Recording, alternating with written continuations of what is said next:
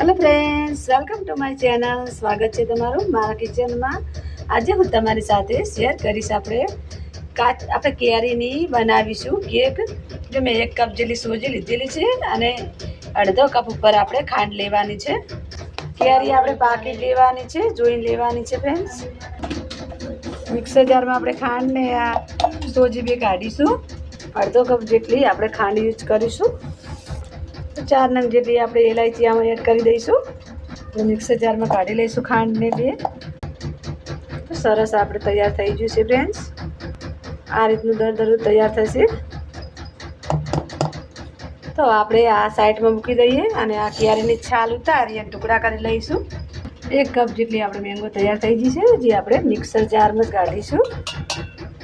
અડધો કપ જેટલું આપણે ફૂલ ક્રીમ વાળું દૂધ લીધેલું છે. મિશ્રણ આપણું સરસ તૈયાર થઈ ગયું છે. તો હવે આપણે આમાં એડ કરી દઈશું. મિશ્રણ બધું સરસ રીતે મિક્સ કરી દઈશું. 1 ચમચી જેટલો આપણે બેકિંગ સોડા એડ કરી દઈએ. હવે મિક્સ કરી દઈએ.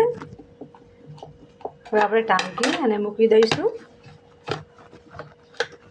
અડધો કલાક માટે ટાંકીને મૂકી દઈશું. તો આપણે કેક કઢાઈમાં જ બનાવીશું. તો એક કઢાઈ લીધેલી છે, ગરમ થવા મૂકી છે. એમાં આપણે આપણે થેલી જેટલું મીઠું એડ કરેલું છે, એ ગરમ થવા મૂકી જોઈએ.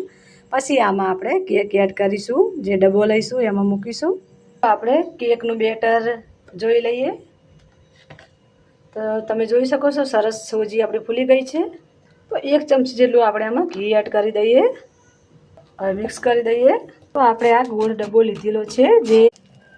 તો કેક આપણી તૈયાર થઈ જશે ફ્રેન્ડ્સ. તો હવે આપણે નીચે ઉતારી લઈશું. તમે જોઈ શકો છો. તો ચેક પણ કરી લઈએ.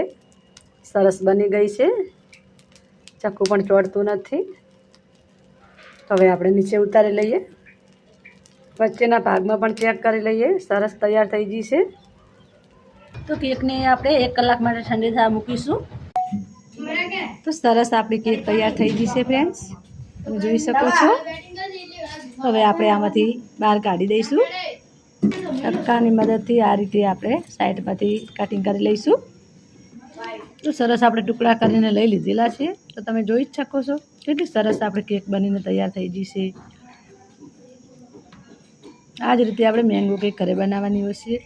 જો તમને મારી આ રેસીપી પસંદ આવી હોય તો મારી ચેનલને સબસ્ક્રાઈબ કરજો, લાઈક કરજો, તમારા ફ્રેન્ડ સાથે શેર કરજો. તો ફરી મળીશું એક નવી જ રેસીપી સાથે. ત્યાં સુધી આવજો. જય શ્રી કૃષ્ણ.